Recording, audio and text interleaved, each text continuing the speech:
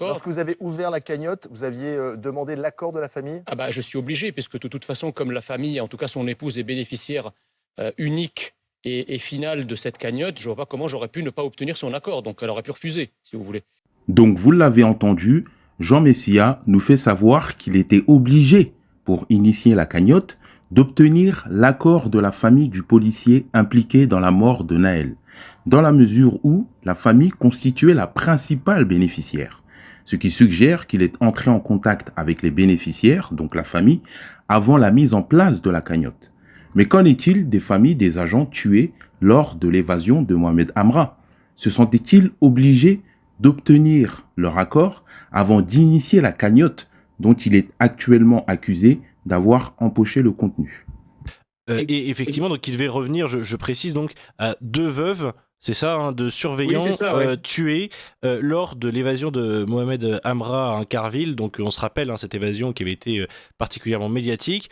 Donc vous, à ce moment-là, ce qui se passe, c'est qu'on va refaire un petit peu le chemin, mais vous lancez une cagnotte à ce moment-là pour soutenir ces victimes.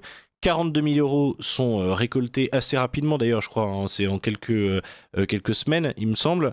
42 000 euros sont récoltés, et en réalité, c'est vrai que enfin, ça fait quand même, maintenant plus de 2 ans que c'est arrivé, en l'occurrence, comment ça se fait qu'après 2 ans, les victimes n'aient toujours pas reçu l'argent, et même, je vais aller plus loin, Jean Messia, c'est que comment ça se fait que vous ne vous soyez pas assuré que les familles des victimes aient reçu l'argent? Pour une raison simple, c'est que lorsque nous initions cette cagnotte, les familles des victimes ne sont pas connues. Donc, je fais des recherches intenses avec mes équipes pour essayer de les retrouver. Nous contactons des syndicats pénitentiaires en vain.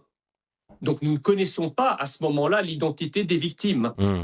Donc, nous ne connaissons pas à ce moment-là l'identité des victimes. Lorsque vous avez ouvert la cagnotte, vous aviez, demandé l'accord de la famille? Ah bah, je suis obligé puisque de toute façon, comme la famille, en tout cas son épouse est bénéficiaire, unique et finale de cette cagnotte, je vois pas comment j'aurais pu ne pas obtenir son accord. Donc elle aurait pu refuser, si vous voulez.